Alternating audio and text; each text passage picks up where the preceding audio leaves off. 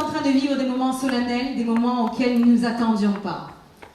Des moments qui ont surpris le monde entier. Je dois vous dire que j'étais à New York il y a à peu près 1 mois et 1 semaine maintenant. J'étais invitée à prêcher pour une conférence sur l'intercession, le combat spirituel. Et les personnes qui m'avaient invitée voulaient m'emmener visiter New York. Et quand j'étais toute contente d'y aller, je voulais aller dans l'église de David Wilkerson, j'avais été invitée là-bas à plusieurs reprises, je me suis dit, ça y est, c'est l'occasion d'y aller. Et le Seigneur m'a dit, non, tu ne vas pas faire du tourisme à New York, tu n'iras pas dans les rues. Alors j'ai averti les frères et sœurs, ils m'ont dit, bon ben alors on te conduira en voiture pour faire le tour. Et donc je suis allée faire le tour avec eux, et alors ils m'ont montré tous les gratte-ciel et toutes ces choses près de Manhattan, et là j'ai vu les tours, les 2 tours. Et alors que je les ai regardés, le Seigneur m'a dit, elles ne seront pas debout longtemps. Et quand j'ai entendu ça, ça m'a vraiment choquée, parce que quand Dieu dit une chose pareille, on sait que c'est lui déjà d'une part. Et on se dit, mais qu'est-ce que tu es en train de me dire? Parce que je me souviens de l'attentat qu'il y a eu il y a des années. Et je dis, qu'est-ce que je dois faire? Et le Seigneur m'a dit simplement, marque l'événement.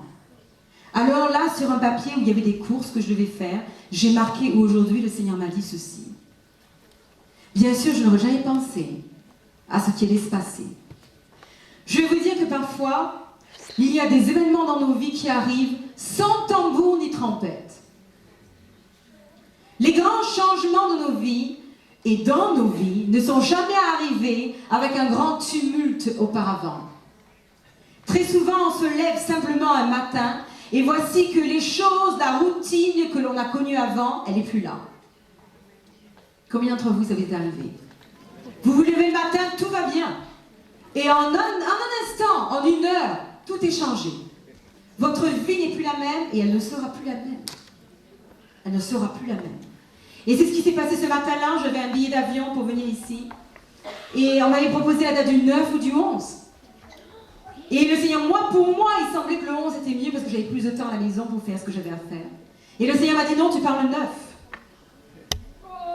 Qui aurait pu penser? C'est historique que nous soyons ici. Pourquoi? Le Seigneur a besoin de vous. Le Seigneur a besoin de vous.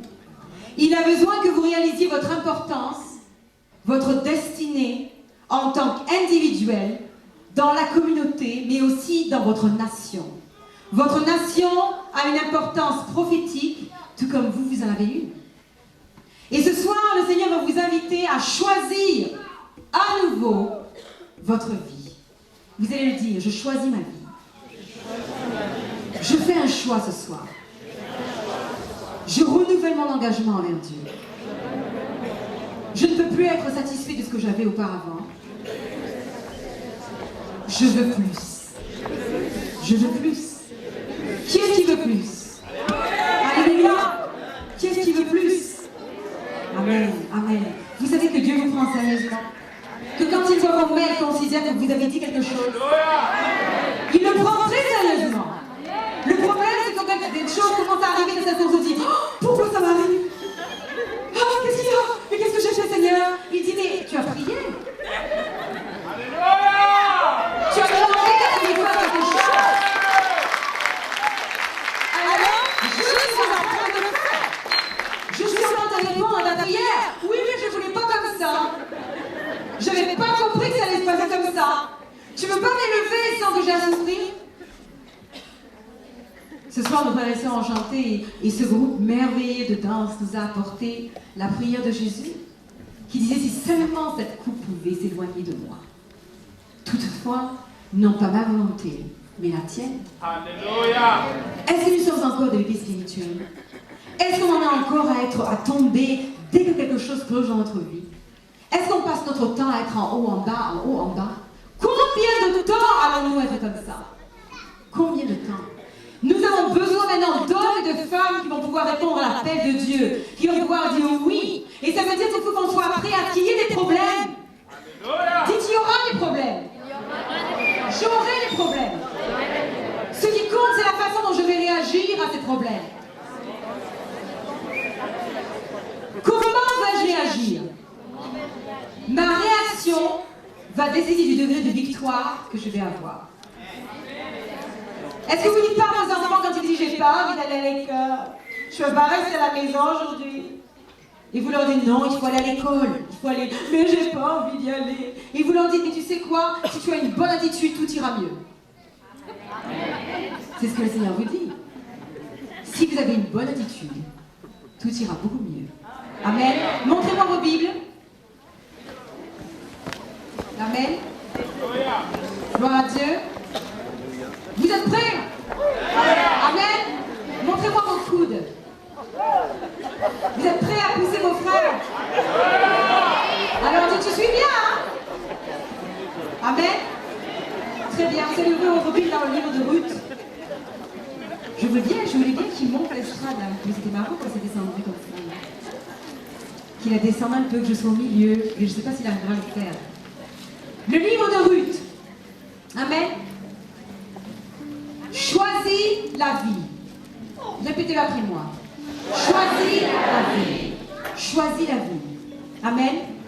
Très bien, livre de Ruth. Premier chapitre. Du temps des juges, il y eut une famille dans le pays. Un homme de Bethléem de Juda partit avec sa femme et ses 2 fils pour faire un séjour dans le pays de Moab. Déjà d'une, s'agit-il de personnes qui connaissent le Seigneur? On va participer ce soir, répondez-moi. Oui. C'est un homme de Juda, il a ses promesses, il est d'Israël, il fait partie du peuple de Dieu, il sait ce qu'il a reçu. Nous savons que c'est au temps des juges. Qu'est-ce qui se passait au temps des juges? Eh bien, au temps des juges, chaque fois qu'il y avait un bon juge devant eux, le peuple suivait. Et dès que le juge n'était plus là, il retournait en arrière. Pour les pasteurs qui sont ici, ça va vous rappeler des souvenirs. Vous avez des brebis qui viennent vous voir, qui viennent pleurer sur vous, qui viennent vous dire tous les ennuis qu'ils ont et ce qui se passe dans leur vie. Et puis dès qu'ils ne sont pas contents, ils disparaissent. Et 6 mois après, ils reviennent vous voir pour vous poser les mêmes questions. Mais ils ont épuisé 3 autres pasteurs entre-temps. On l'a tous fait, hein? C'est un homme qui connaît ses promesses, il sait ce qu'il a devant lui, mais voilà qu'il y a une famine. Et donc nous savons que ça se passe à une époque où il y avait certainement le pays était retombé dans l'idolâtrie. Et donc maintenant il y a une famine, nous savons que ça, c'est un des signes qui montrent que Dieu n'est pas d'accord. Alors donc qu'est-ce qu'ils font? Au lieu de rester et de croire que Dieu va les bénir, ils décident, on va faire ce qui semble être facile à nos yeux. Et ce sont souvent les décisions que nous prenons. Face à l'opposition, il y a 2 choix. Soit je vais la confronter, ou alors je m'enfuis. Et eux, ils décident, ben, il y a de l'argent, il y a de la nourriture ailleurs, on va aller ailleurs, et ils y vont. Et ils rentrent dans le pays, ils y vont tous, et voici qu'il y a Elimelech, dont le nom signifie « Dieu est mon roi ». Il y a sa femme Naomi, dont le nom signifie « précieuse », « plaisante ». Il y a les fils qui sont là, avec eux, ils sont tous partis. Et un qui s'appelle Malon, et Marion, et un qui s'appelle Kijon. Malon, ça veut dire celui qui est faible. Celui qui est faible. Vous savez, les noms ont beaucoup d'importance aux yeux de Dieu. Et les noms étaient donnés à ce moment-là, et ils avaient une signification qui avait un poids qui était très, très important. Et l'autre veut dire malade, celui qui est malade. Et tous se déplacent, ils vont au pays de Moab, et il semble alors que les choses s'améliorent. Je vais vous parler à certains d'entre vous ce soir, pour nous tous ce soir. Nous sommes dans des situations où on a l'impression qu'il n'y a rien qui se passe. Vous avez toujours eu envie de servir le Seigneur, vous avez toujours envie de faire des choses pour lui, mais on dirait qu'il n'y a rien. Combien d'entre vous avez ressenti ça? On dirait qu'il n'y a rien. On dirait que tout est routine dans vos vies. Et voilà qu'ils sont dans ce pays, et ils restent pendant 10 ans. Et pendant ces 10 ans, des choses terribles arrivent. Tout d'abord, elle attaque son mari. Ensuite, les 2 enfants qui se sont mariés avec des femmes moabites dont il était interdit de se marier avec. Voilà que les fils meurent aussi. Donc, en l'espace de 10 ans, la vie de cette femme est complètement transformée. Elle est partie en ayant quelque chose, maintenant elle est vide. Elle a perdu son soutien moral, son soutien physique, son soutien financier. 10 ans, le temps du test. Elle se retrouve dans ce pays. Et il semble qu'il n'y a rien. Il n'y a rien. Combien de temps ça fait que vous ressentez ce vide en vous? Combien de temps? Vous vous rappelez du temps où vous étiez en feu, mais maintenant ce n'est pas votre réalité. Ça fait combien de temps? Elle, c'est ce qu'elle vit. Toutes les catastrophes possibles, imaginables lui arrivent. Et voici qu'elle est là. Et puis finalement, elle en a marre. Verset 6. Vous allez le lire avec moi à haute voix. Puis elle se leva, elle et ses belles-filles, afin de quitter le pays de Moab. Car elle a appris au pays de Moab que l'Éternel avait visité son peuple et lui avait donné du pain. Elle sortit du lieu qu'elle habitait, accompagnée de ses deux belles-filles. Elle se mit en route pour retourner dans le pays de Juda. Naomi dit alors à ses belles-filles, allez, retournez, chacune à la maison de sa mère, que l'Éternel use de bonté envers vous, comme vous l'avez fait envers ceux qui sont morts et envers moi. Verset 9. Que l'Éternel vous fasse trouver à chacune du repos dans la maison d'un mari. Et elle les baisa, elles élevèrent leur voix et elles pleurèrent. Et elles lui dirent, non, nous irons avec toi, avec ton peuple. Naomi dit, mais retournez mes filles, pourquoi viendrez-vous avec moi? Ai-je encore dans mon sein des fils qui puissent devenir des maris? Retournez mes filles, allez, je suis trop vieille pour me remarier. Et quand je dirai j'ai de l'espérance, quand cette nuit même je serai avec un mari et que j'enfanterai des fils, attendriez-vous pour cela qu'ils eussent grandi? Refuserez-vous pour cela de vous marier? Non, mes filles, car à cause de vous, je suis dans une grande affliction, de ce que la main de l'Éternel s'est étendue contre moi. Voici cette femme-là, elle s'est levée un matin, et elle a eu tout d'un coup un sursaut. Dites, j'ai un sursaut ce soir. Elle a vu sa situation finalement. Vous savez, on peut marcher pendant un an, pendant des mois, pendant des années en se disant « j'aime pas ce qui m'arrive ». On souffre de ce que l'on a, de sa situation dans la famille, du mariage, du mari, les enfants, toutes choses qui clochent dans nos vies. Pourtant, tous les matins on se lève et on continue comme si de rien n'était. On va à l'église, ça fait longtemps qu'on n'a rien ressenti. Les âmes sont sauvées et pourtant ça ne nous remplit pas de passion. Ça ne nous touche même plus comme auparavant. C'est vrai? Mais dites la vérité. C'est vrai. Il n'y a plus rien qui nous touche. On dirait qu'on est mais blindés. Même les beaux chants qu'on aimait avant, maintenant on les écoute, on fait Amen. Aucune réaction. On est vivant et pourtant on est mort. Et comme le fils prodigue un jour s'est réveillé et a dit, mais qu'est-ce que je fais ici? Je suis un esclave, je vis avec les porcs, les cochons, je mange ce qui reste. Qu'est-ce que je fais ici? J'ai un père. J'ai un père qui m'attend. Et ce soir, c'est ce que le Seigneur veut vous dire. Cette femme-là, elle s'est levée. Et finalement, elle s'est dit, mais qu'est-ce que je fais ici? Dites, qu'est-ce que je fais? Qu'est-ce que je fais ici? Pourquoi est-ce que j'accepte de rester dans cette situation? Pourquoi? Vous savez, un jour ou l'autre, il faut qu'on réalise où on en est. Il faut qu'on arrive à réaliser que ce qu'on vit, c'est pas Dieu qui le veut. C'est pas Dieu qui le veut. Simplement, on s'est résigné. On l'a accepté. Sans réfléchir, tous les matins, on se lève et on vit notre routine de tous les jours.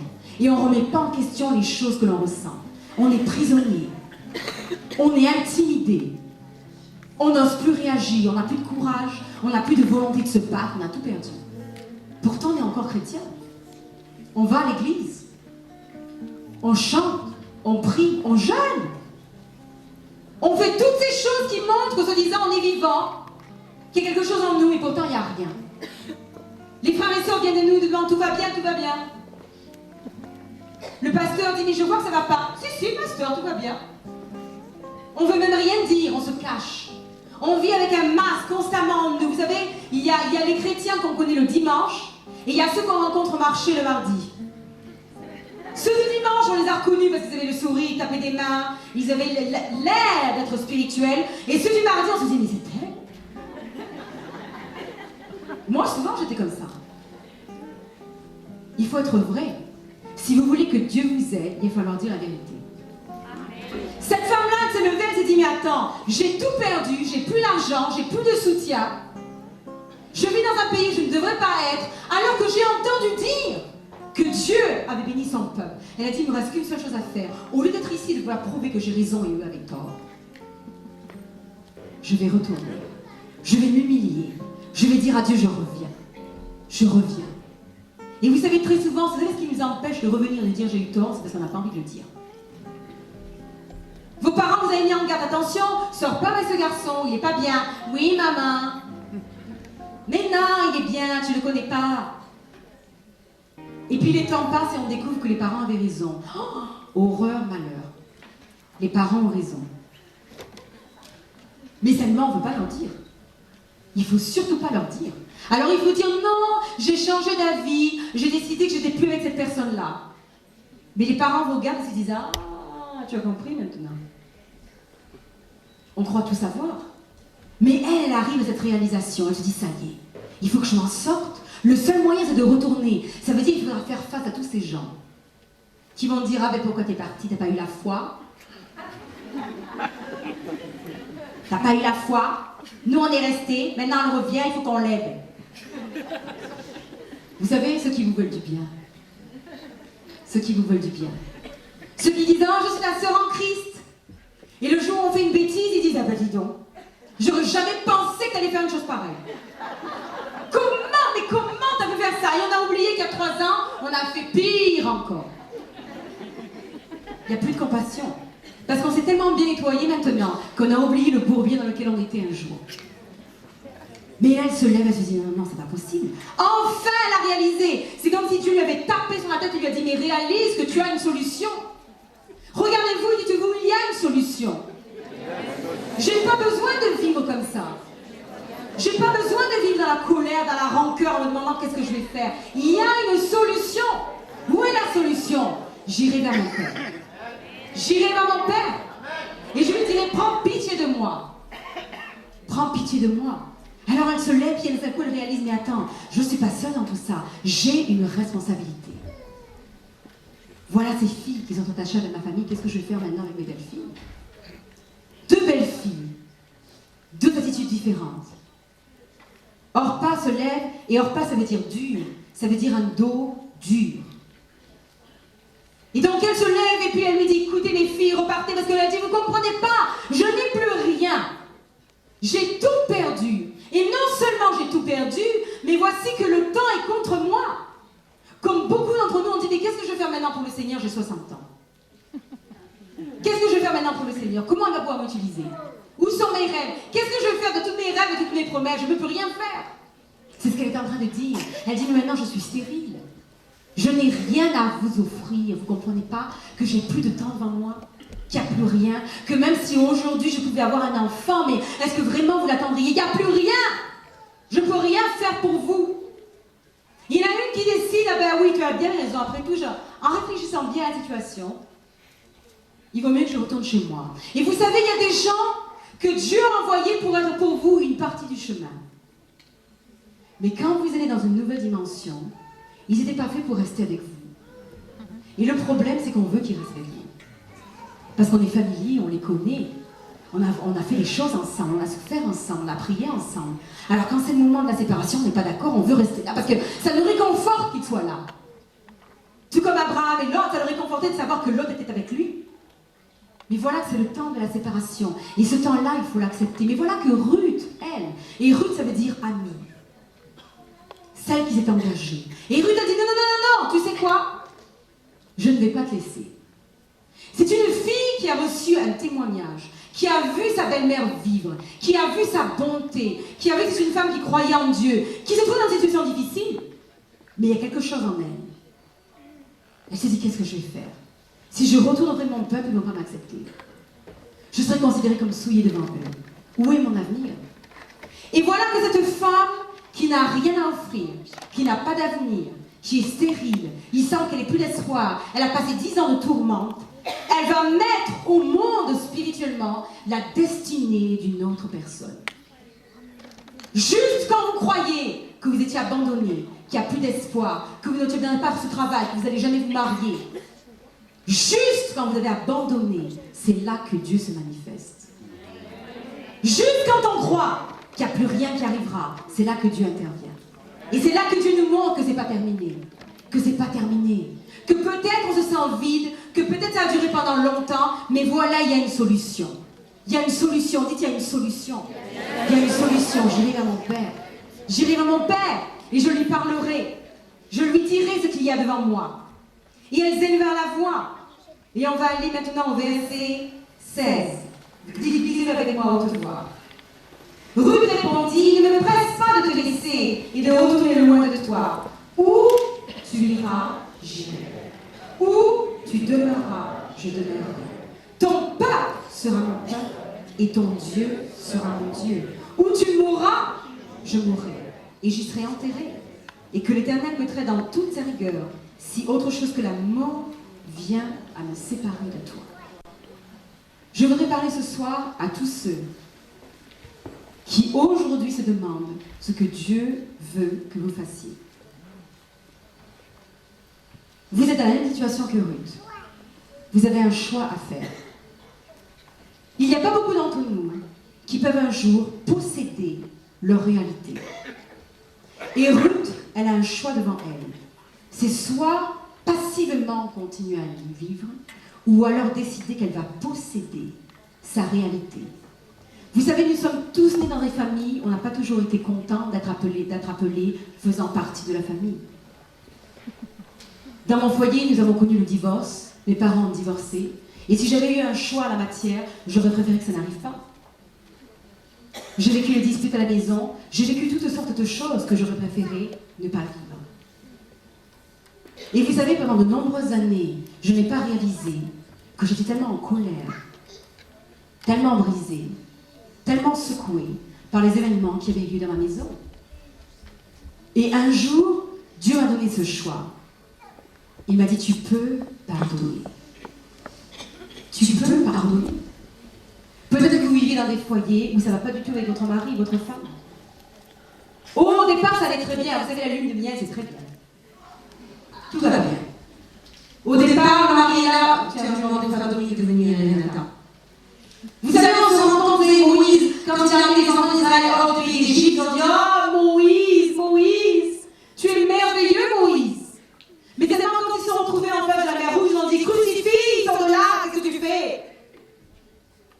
Et voilà qu'au début, quand on se connaît, vous savez, même avec Jésus, on est là, et le mari ouvre la porte, ou le fiancé ouvre la porte à la fiancée. Il l'a fait passer en premier.